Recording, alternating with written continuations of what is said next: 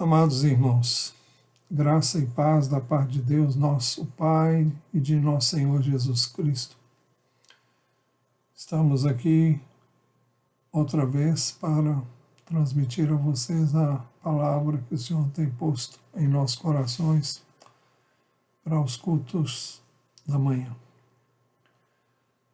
E vamos orar. Eu queria que você orasse, pedisse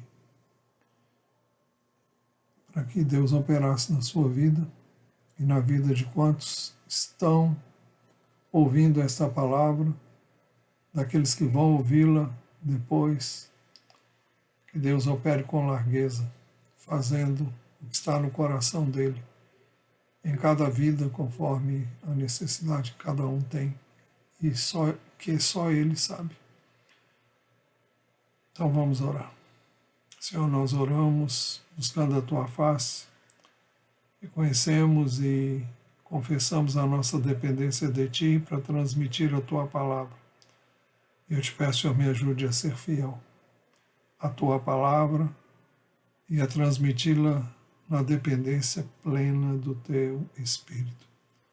Que o Senhor me capacite, pois, para esta responsabilidade, que eu seja achado fiel em Jesus. É no nome dele que eu oro. Amém. Amados irmãos, a mensagem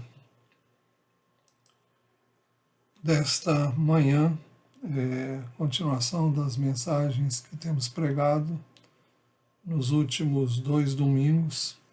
Hoje é o terceiro, que tem como tema relacionamentos. Nós temos visto que o pecado trouxe a quebra de relacionamentos entre o homem e Deus, entre as pessoas, entre os cônjuges, entre os filhos e seus pais, entre os pais e seus filhos, entre os irmãos, entre subalternos e superiores, entre superiores e subalternos. Já vimos que primeiro o pecado trouxe a quebra de relacionamentos do ser humano com Deus. Vemos também que Deus providenciou o meio para que o ser humano se reconciliasse com Ele através de Jesus. Vimos isso em Colossenses 1, 21 e 22. Vimos, em segundo lugar, que o pecado trouxe a quebra de relacionamentos do ser humano com o seu próximo. Gênesis 3,15. Ali ficamos sabendo que, desde que o pecado entrou no mundo, nós ganhamos um adversário, inimigo, que veio para colocar inimizade veio trazer inimizade entre o maligno e o ser humano. E o trabalho dele consiste em criar inimizade entre as pessoas, provocar uns aos outros, levando-os a pensarem e a imaginarem coisas que ele coloca no coração das pessoas, levando-as a brigarem, a terem desavenças com o próximo, cedendo às suas insinuações, às suas sugestões, como ele sempre faz e gosta de fazer. Nós vimos que a reconciliação com Deus também prevê a reconciliação com o meu próximo, por meio de Jesus.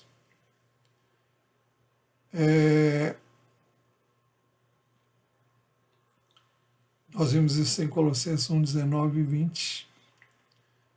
Porque Deus achou por bem que nele, isto é, em Cristo, residisse toda a plenitude, que havendo feito a paz pelo sangue da sua cruz, por meio dele reconciliasse consigo, isto é, com ele e com Deus, consigo mesmo todas as coisas, quer sobre a terra, quer nos céus. Por isso, nenhum de nós pode abrigar inimizade ou ressentimento no íntimo, sem ferir o propósito de Deus em Cristo Jesus, que é a nossa reconciliação com Deus e a nossa reconciliação uns com os outros. Efésios 2, 13 e 14 diz que nós que estávamos longe de Deus fomos aproximados pelo sangue de Cristo. Vimos que Ele é a nossa paz e que Ele veio para unir aqueles que estavam com inimizade um com o outro, ou uns com os outros, né? Vimos também que o meu pecado afetará a minha comunhão com Deus se eu deixar de amá-lo como devo. Nós vimos que quando Jesus foi inquirido sobre qual era o principal de todos os mandamentos, ele respondeu: o principal é: escute, ó Israel, o Senhor nosso Deus é o único Senhor. Ame o Senhor seu Deus de todo o seu coração, de toda a sua alma, de todo o seu entendimento e com toda a sua força. Vimos também que o meu pecado afetará a minha comunhão com Deus e com o meu próximo, se eu deixar de amar o meu próximo como devo. Quando Jesus foi inquirido sobre qual o maior mandamento, ele disse que o primeiro era esse, que nós já vimos agora, e ele diz: o segundo é: ame o seu próximo como você ama a si mesmo. E ele diz que não há outro mandamento maior do que estes dois mandamentos. Vimos também que o meu pecado, se não for confessado e deixado, vai tirar a minha paz interior e a minha alegria de viver. Por isso que a Epístola aos Colossenses nos exorta dizendo que a paz de Cristo seja o árbitro no coração de vocês. Se eu perco a paz é porque tem algo errado. Ela é sempre o juiz. Eu devo ter paz com Deus e paz com todas as pessoas. Vemos que meu pecado afetará a minha relação com Deus, com as pessoas e comigo mesmo. Isso irá acontecer se eu desprezar os princípios de Deus para os meus relacionamentos. Na semana passada nós vimos primeiro o relacionamento da mulher com seu marido. Ainda vamos trabalhar isso. E alguém pode pensar ou dizer: eu sou solteiro, o que tem essa mensagem a ver comigo? Tem tudo a ver. Ninguém sabe o dia de manhã. Se você é solteiro, um dia você vai casar. Se você é bem novo ainda, quem sabe um adolescente, um jovem, ou até mesmo uma pessoa de mais idade, solteiro, é importante você saber como é que você deve conduzir-se. Aqueles que não se casaram ainda, têm intenção de casar, devem saber como é o casamento, como deve conduzir-se, ainda que eu creio que o que vamos falar não seja desconhecido da maioria. Mas é importante que esse assunto seja trazido, e mais do que conhecimento, eu gostaria muito que isso fosse internalizado no coração de cada um. Que estivesse aí sedimentado, tivesse bem enraizado em você, para que quando vier a casar-se, ou quando for dada a você a oportunidade de ensinar a outros que precisam de ajuda, de aconselhamento, você possa dizer. Então vamos ver o que acabamos de dizer. Meu pecado afetará a minha relação com Deus, com as pessoas, comigo mesmo. Isso irá acontecer se eu desprezar os princípios de Deus para os meus relacionamentos. Vimos na semana passada, primeiro, da mulher com seu marido. Vimos o princípio da submissão no livro de Gênesis, onde o Senhor disse à mulher: o seu desejo será para o seu marido e ele te governará. Então, lá no Gênesis, o Senhor já está dizendo que a mulher deve se submeter ao governo, à liderança do seu marido. Vimos esse princípio no Novo Testamento, e eu quero destacar apenas alguns poucos versos, Efésios 5, 22, onde o Senhor diz: esposas, que cada uma de vocês se sujeita a seu próprio marido como ao Senhor. A razão do mandamento é porque o marido é o cabeça da esposa, verso 23, como também Cristo é o cabeça da igreja, sendo ele próprio o salvador do corpo. Também como a igreja está sujeita a Cristo, assim também a esposa se sujeite em tudo ao seu próprio marido. Vimos também o princípio do respeito. O texto diz que a esposa respeite o seu marido. Vimos ainda, vimos não, nós queremos ver hoje o princípio da submissão no Novo Testamento, segundo o escrito do apóstolo Pedro.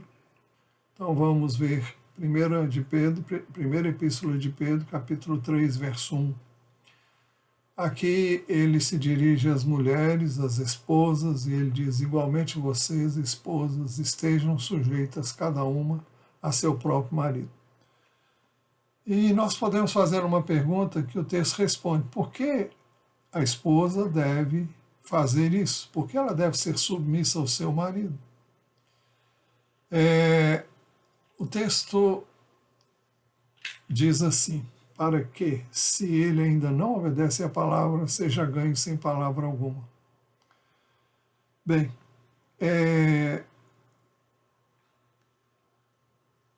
será que os homens, os maridos, obedecem realmente à palavra de Deus? Bem, só que é uma coisa que cada um tem que responder diante de si mesmo e diante de Deus. Muitas vezes as mulheres querem mudanças nos seus maridos. Elas têm queixas em relação a eles e pedem a Deus que Deus mude a vida deles, que Deus mude determinadas coisas que não agradam a elas e que elas desejam ver acontecendo na vida deles. E eu não vou entrar em detalhes porque não estou aqui com esse propósito. Não tem este propósito a mensagem dessa manhã.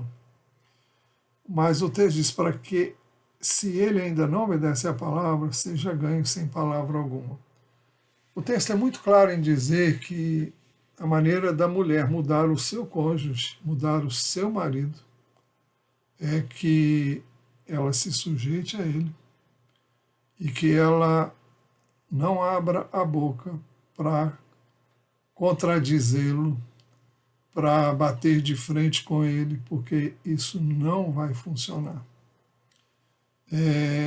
Você não vai conseguir mudanças no seu marido de jeito nenhum se você for bater de frente com ele. Se você quiser dizer a ele o que ele tem que fazer, você pode, com cuidado, sugerir, ser bastante cuidadosa com a sua maneira de dizer, mas não tente impor a sua vontade, não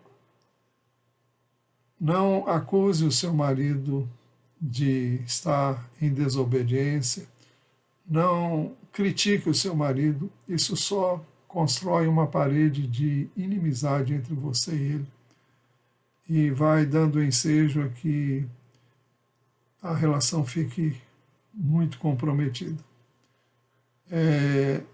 Nenhuma acusação funciona. O apóstolo Pedro está dizendo que a única maneira da mulher, da esposa, ter e ver mudanças no seu marido é que ela se submeta a ele e não diga nada a ele. Ela deve falar assim com Deus e pedir que Deus faça o que ela não pode fazer. E eu digo, nem tente fazer, senão vai estragar tudo. Não funciona isso na relação conjugal. Se é sem palavras, então, como isso deve de ser feito? O texto diz: por meio da conduta de sua esposa. Por meio da conduta de sua esposa, diz o verso 1 ainda. Provérbios 14:1 diz assim: mulher sábia edifica a sua casa, mas a insensata a derruba com as próprias mãos. E eu estava me lembrando desse texto exatamente enquanto estava trabalhando a mensagem.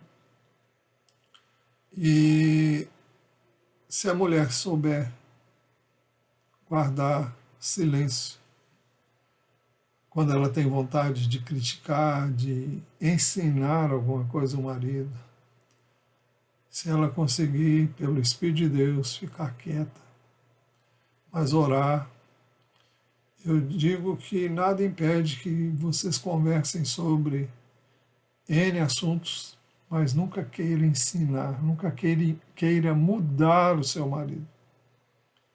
Ninguém gosta de ser criticado na sua maneira de ser, de agir. E você, quando casa com alguém, você tem que aceitar essa pessoa como ela é. Pode mudar? Pode. Pode melhorar? Pode. Quem é desobediente pode se tornar obediente? Sim. Mas Pedro diz que você vai conseguir isso por meio da conduta, da sua conduta, por meio da conduta de sua esposa, o texto diz. Como assim? Primeiro, tendo um comportamento honesto e respeitoso. Uma outra versão, a tradução brasileira, diz assim: considerando o vosso procedimento casto e com temor.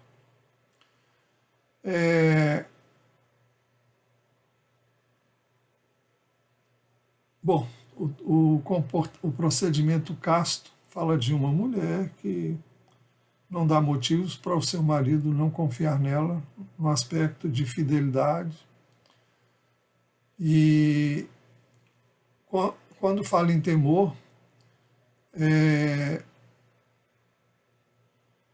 temor nos lembra respeito, não é medo, mas é respeito.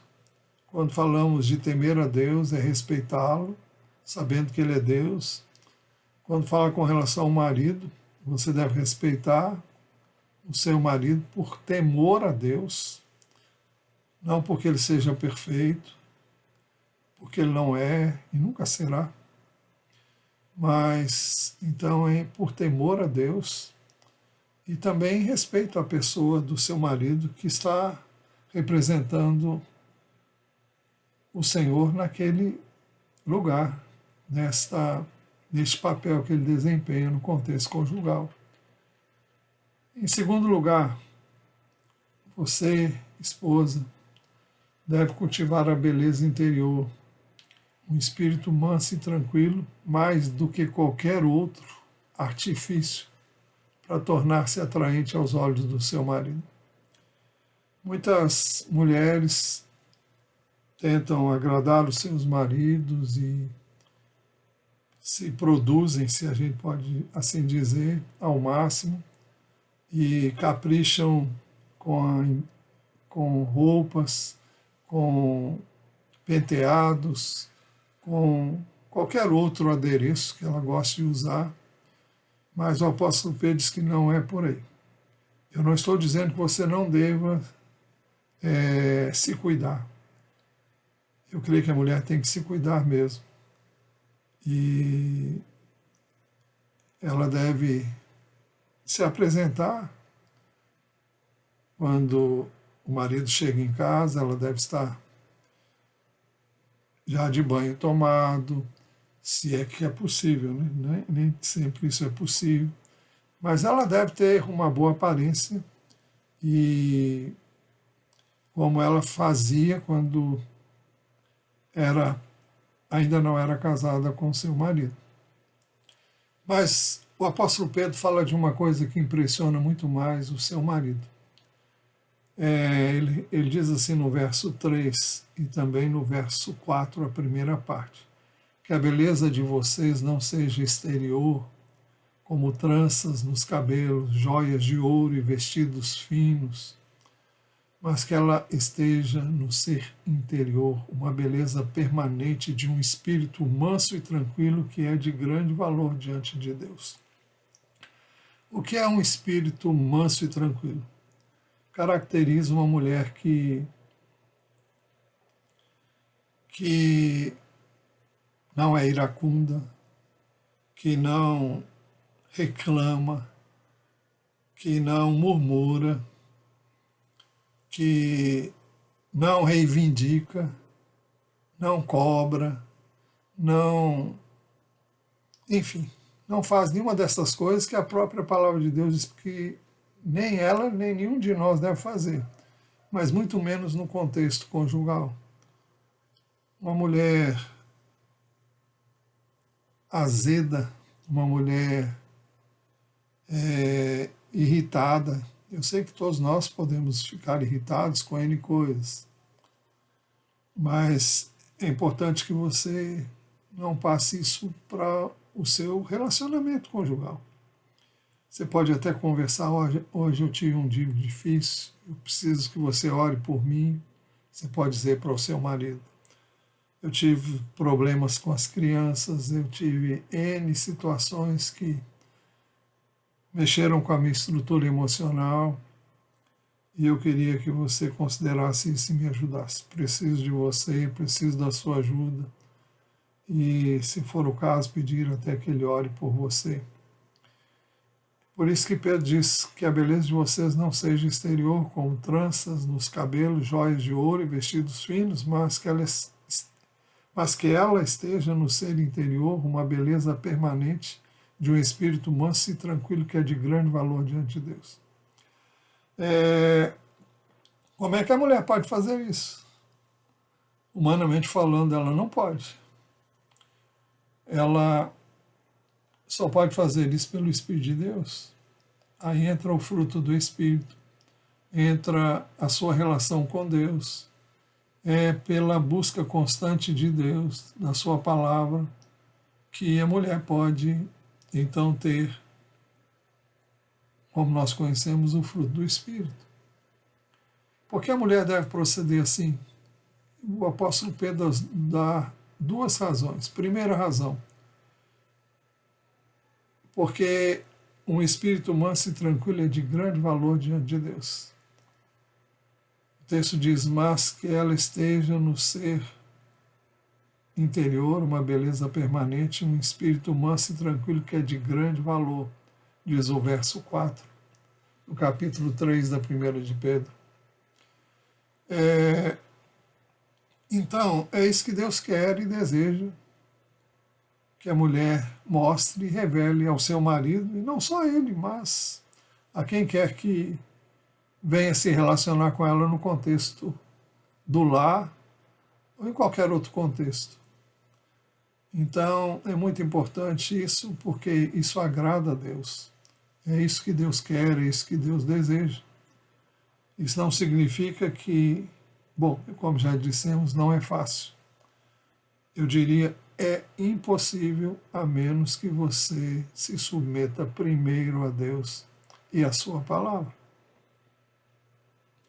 A segunda razão, o apóstolo Pedro diz, porque assim procederam as mulheres que temiam a Deus. Pois foi assim também que no passado costumavam se enfeitar as santas mulheres. Como é que elas se enfeitavam? Com um espírito manso e tranquilo. Então seria o caso de perguntar como as mulheres que temiam a Deus cultivaram a multidão em espírito tranquilo. O texto responde, elas esperavam em Deus ao se submeterem aos seus próprios maridos. Aqui diz que esperavam em Deus estando cada qual sujeito a seu próprio marido. Olha, não existe marido perfeito, assim como também não existe mulher perfeita. Mas submeter-se ao marido, você pode até ponderar quando ele disser para você fazer algo que você entende que não está certo, você pode colocar, falar, mostrar isso com sabedoria, com espírito manso e tranquilo, mas não acusando, dizendo que ele está gritando com ele ou qualquer outra atitude que mostre que você não aprecia ele como pessoa. Nós podemos discordar das pessoas, temos até o direito de dizer isso, desde que nós façamos isso com espírito de brandura, de mansidão, mas não devemos agredir, não devemos contestar, não devemos bater de frente. A mulher não deve fazer isso com o seu marido. O texto diz que esperavam em Deus, estando cada qual sujeita a seu próprio marido. Olha, a menos que você confie que o Senhor está no trono e que ele tem a vida do seu marido na sua mão e que ele pode inclinar o coração dele para onde ele queira. Provérbios 21:1 diz que o Senhor faz isso.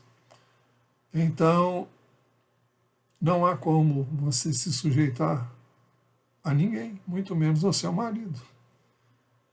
Para que você confie, para que você se sujeite a ele, você tem que esperar em Deus, confiar em Deus, esperar que ele mude o comportamento dele. Como eu disse, você pode até dizer, olha, eu estou preocupado com o que você está para fazer, eu penso de maneira diferente. Agora, se ele insistir em fazer o que ele vai fazer, deixe ele fazer e confie em Deus, ore, se humilhe diante de Deus e peça a Deus misericórdia. Porque só mesmo Deus para interferir numa situação como essa. E Deus pode interferir. O texto diz como Sara, que foi submissa a Abraão, seu marido. Foi o que fez Sara, que obedeceu a Abraão, chamando de Senhor. Era assim que as mulheres tratavam seus cônjuges. E eu lembro de quando criança ainda peguei um tempo disso, em que as mulheres chamavam seus maridos de Senhor. Hoje isso não é mais usado, mas ainda que ela não fale isso, não chame o marido de Senhor, eu não vejo por que fazer isso num contexto que nós vivemos hoje. Mas ela deve saber que ele é Senhor sobre ela à luz da palavra de Deus. Assim como o homem está sujeito ao Senhor, a mulher está sujeita ao marido. E vimos isso quando falamos sobre... Antes de chegar lá, o texto diz, foi o que fez Sara, que obedeceu a Abraão, chamando de Senhor.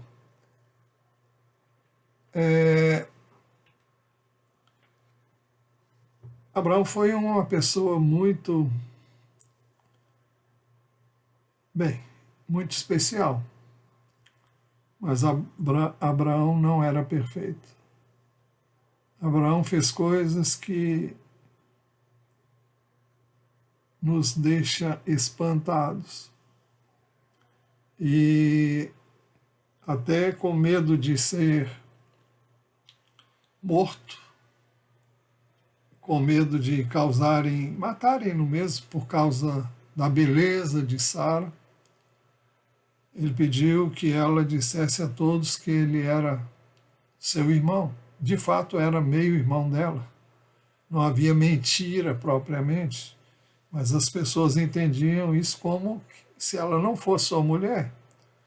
Isso deu ensejo a que algumas pessoas chegassem a querer unir-se à sua mulher, justamente porque ele orientou a sua esposa a falar assim.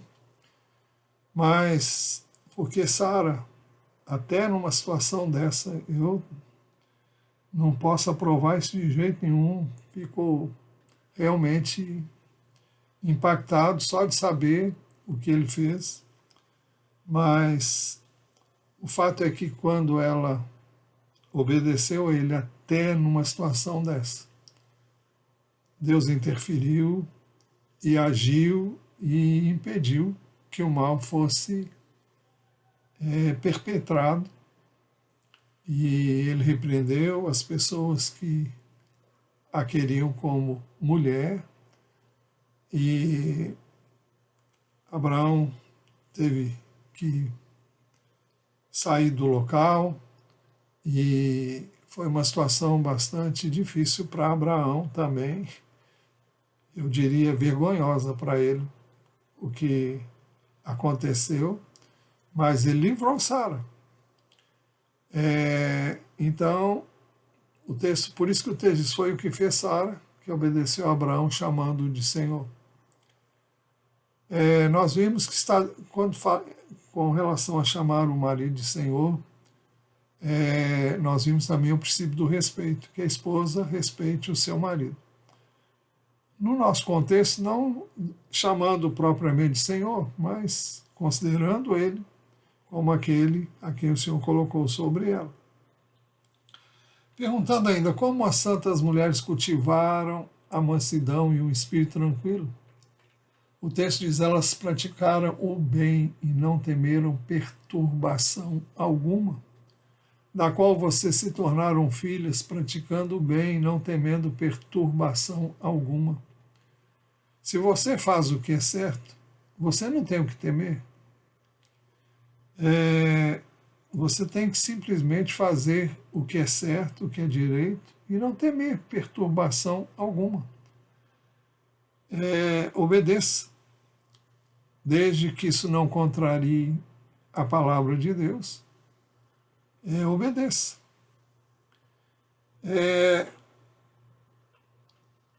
Por isso que o texto diz: da qual vocês se tornaram filhas, praticando o bem e não temendo perturbação alguma. Você não tem com que se preocupar se você obedece. Você pode até dizer para seu marido: olha, eu acho que isso não vai dar certo. É minha opinião, mas você faz o que você achar que deve. Se ele insistir em fazer, vai sobrar sempre alguma coisa para você. Mas você confie no Senhor. O Senhor é poderoso para reverter a situação. E quando você vê que a coisa está indo por um caminho errado, dobre o seu joelho, clame a Deus. Se necessário, chore. Peça que Deus faça algo sobrenatural. E você verá Deus operando. Mas não bata de frente com seu cônjuge, porque isso não vai ajudar em nada. Meu pecado, então, afetará a minha relação com Deus e com as pessoas e comigo. Isso irá acontecer se eu desprezar os princípios de Deus para os meus relacionamentos. Primeiro, da mulher com seu marido. Em segundo lugar, do marido com a sua esposa. Já vimos o princípio da liderança no livro de Gênesis, quando o Senhor disse à mulher: o seu desejo será para o seu marido e ele a governará. E Adão disse: por ter dado ouvidos à voz de sua mulher e comido a árvore que eu havia ordenado que não comesse. Então veio uma série de situações que que Adão teria que enfrentar, como resultado do fato de ele não ter tomado a posição que tinha que tomar. Então o homem deve liderar. Isso é ensinado desde o Gênesis, isso é ensinado no Novo Testamento. Esposas, cada uma de vocês se sujeita ao seu próprio marido, porque o marido é o cabeça da esposa, como também Cristo é o cabeça da igreja, sendo ele próprio o salvador do corpo. Já dissemos que a ordem é dada à mulher, e o marido que conhece as escrituras sabe qual é o seu papel, porque o marido é o cabeça da esposa e ele tem que assumir essa posição. Dissemos também que ele não pode fazer isso se a mulher não se sujeitar. Ninguém pode obrigar a outra pessoa a obedecer. Não é na marra, não é na violência, não é esse o caminho. Agora vamos para o 1 de Pedro, onde Pedro fala também aos maridos.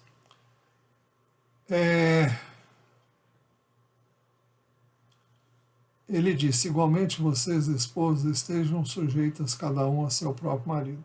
É assim que Pedro diz que o marido deve exercer a sua liderança. Mas nós vimos também o princípio do amor no Novo Testamento. Maridos que Efésios 5, 25 e depois verso 28, a primeira parte. E ainda o 33b. Maridos, que cada um de vocês ame a sua esposa, como também Cristo amou a igreja e se entregou por ela. Vimos isso bem pormenorizadamente no domingo passado. Assim também o marido deve amar sua esposa como ama o próprio corpo. E ainda que cada um ame a própria esposa como a si mesmo. Aqui nós temos 3 afirmações significativas. O marido deve amar a mulher como ele ama, como Cristo amou a igreja. e se entregou por ela, deu a sua vida por ela. É esse tipo de amor que o Senhor requer do marido em relação à sua mulher. É um amor sacrificial, é um amor ágape, é um amor incondicional. E assim que o marido tem que amar a esposa, da mesma forma como Cristo ama a sua igreja, como Cristo nos ama, de uma forma incondicional. Dissemos no domingo passado, ela erra, vai errar. Não estou profetizando que ela vai errar, eu estou dizendo que ela erra porque o homem erra e ela também erra. E o marido não deve esperar a perfeição dela, porque ele também não é perfeito. A segunda colocação é que o marido deve amar a esposa como ama o seu próprio corpo e como ele cuida do seu próprio corpo. E em terceiro lugar, ele deve amar a própria esposa como ama a si mesmo. São essas recomendações que nós vimos em detalhes no domingo passado.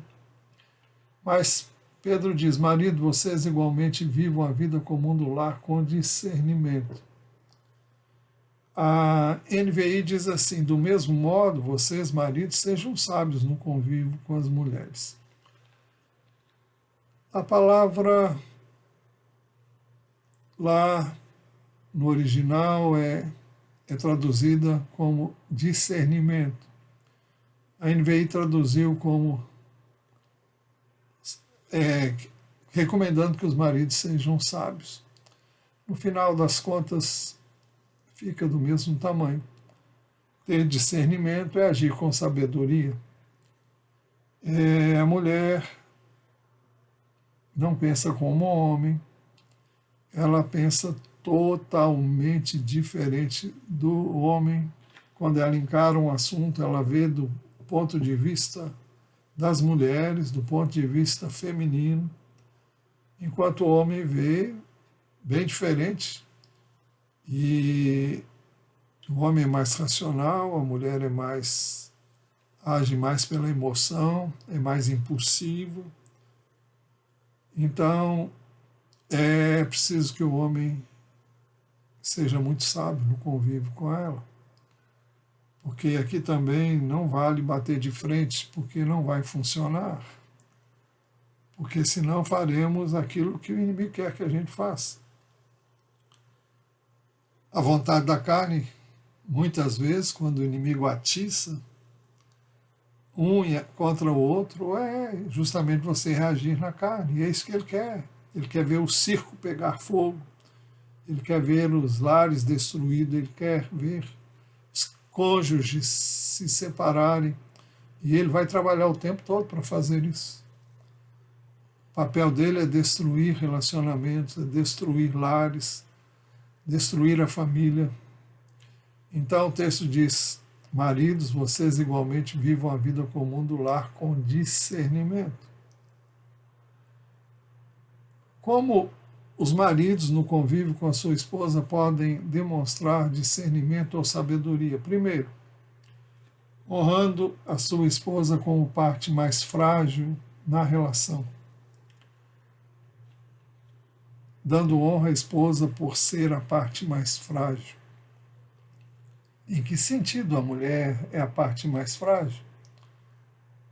Quando o homem adoece, ele parece, é um dodói, cheio de coisa, não suporta a 10ª parte do que a mulher suporta, sem reclamar muitas vezes, se ela é sábia, né? Então, a mulher, por exemplo, quando dá à luz, ela tem as dores de parto. Eu fico imaginando um homem dando à luz a uma criança. Ele morre antes de fazer isso. O homem não é essa fortaleza na relação em questão de sofrimento, em questão de dor, então. O homem é muito mais mole do que a mulher. Mas aqui está falando de uma coisa que devemos considerar. A mulher, por estar na posição de submissão ao marido, ela deve ser honrada, ela está mais fragilizada, ela está mais quebradiça se ela anda em submissão, porque ela se humilha, ela muitas vezes, por amor a Deus e por amor ao seu marido também, ela fica calada. Ela não reage como muitas vezes tem vontade. E o marido tem que ser sensível para tratar a esposa como se fosse um cálice de cristal que quebra fácil, que machuca fácil. Eu não estou falando do que eu abordei há pouco. Estou falando da parte emocional. Então, é preciso que o homem considere o fato de que, sendo ele o líder e ela estando na posição de sujeita a ele, ele deve honrar a esposa e deve tratá-la como algo delicado, como alguém que é digno de honra, e não tratá-la mal, não gritar com ela, não agredi-la com palavras, nem literalmente.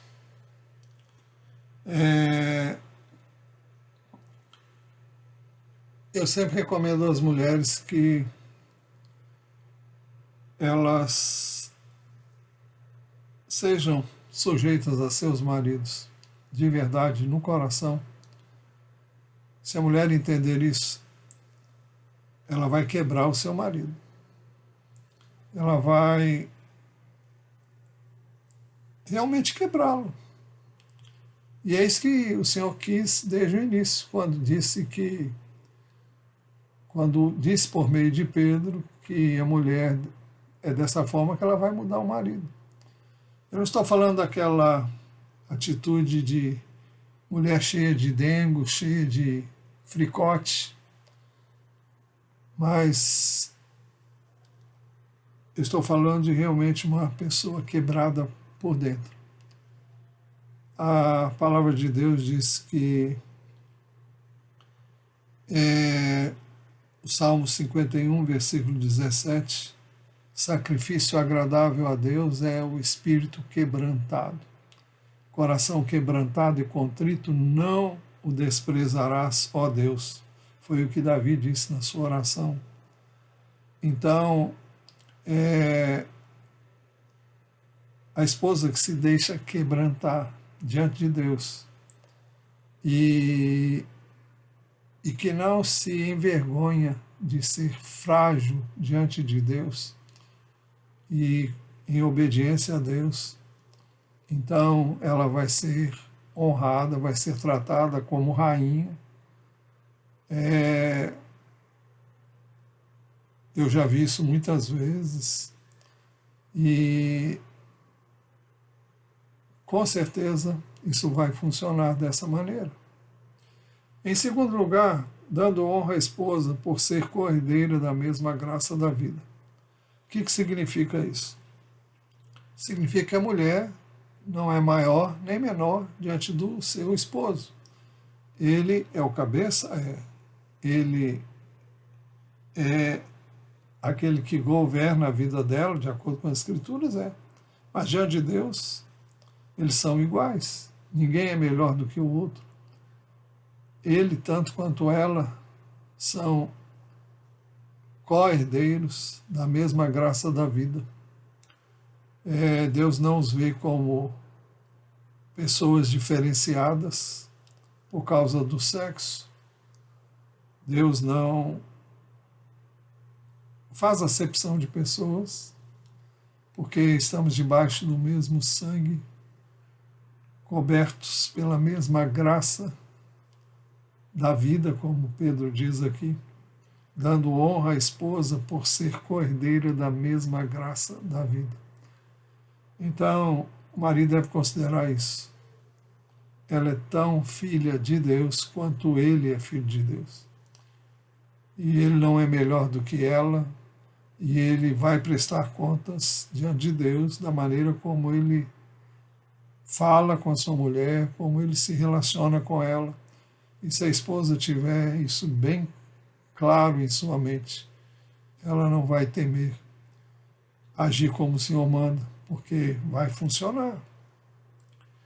É assim que Deus quer. Porque o marido deve amar e honrar assim a sua esposa? O texto diz ainda, para que as suas orações e o seu relacionamento com Deus não sejam interrompidos. Agindo assim, as orações de vocês não serão interrompidas. O que significa? Se você está mal com a sua esposa, ou se vocês, por qualquer motivo, brigam e não resolvem a situação entre vocês, aquele que não resolver a sua situação diante de Deus e com a outra pessoa, eu digo isso porque a palavra de Deus diz, se possível, no que depender de vocês, tenham paz vivam em paz com todas as pessoas. Quando um quer e o outro não quer, aí o problema é dessa pessoa que não quer. Mas no que depender de você, vá, humilhe-se. Se você errou e você é o líder, o marido, humilhe-se diante da sua esposa, peça perdão, diga que você está arrependido, confesse seu pecado, peça que ela perdoe. Se por acaso ela não perdoar, você segue em frente, Deus vai tratar dela, ela vai chegar lá. E você, mulher, a mesma coisa. Não deixe de reconhecer o seu erro, de humilhar-se diante de Deus e diante da pessoa contra quem você pecou, respondendo mal ou agindo de maneira indevida. Se você errar, existe a possibilidade de pedir perdão. Este é o que falamos hoje, é aquilo que você deve fazer. Se você muitas vezes falhar, peça perdão. Se você, marido, falhar, peça perdão. Porque não agir dessa maneira é pecado. Não agir assim é desobedecer a Deus. Por isso, como já dissemos antes, meu pecado afetará a minha relação com Deus, minha relação com as pessoas, minha relação comigo mesmo. Então vamos orar. Senhor, nós queremos, em nome de Jesus, pedir que o Senhor esteja restaurando relacionamentos. Que o Senhor esteja sarando, curando as feridas. A relação entre o homem e a sua mulher, e entre a mulher e o seu marido. Então, Senhor, vem quebrar as barreiras, vem derrubar toda muralha que se ergue ou tem se erguido. Destrói as fortalezas, anula os sofismas e toda altivez que se levanta contra o conhecimento de Deus. Traz reconciliação, traz paz, traz entendimento, traz obediência, traz submissão do homem ao Senhor, a tua palavra, da mulher ao seu marido e ao Senhor. E que o Senhor seja glorificado em operar, sarando, restaurando, transformando vidas. E que o Senhor opere para que haja restauração de casamentos, haja endireitamento nos relacionamentos conjugais. Nós pedimos isso, crendo que o Senhor nos ouve, no nome de Jesus. Amém. Que Deus abençoe a sua vida e até mais tarde, com a graça e a permissão de Deus. Amém?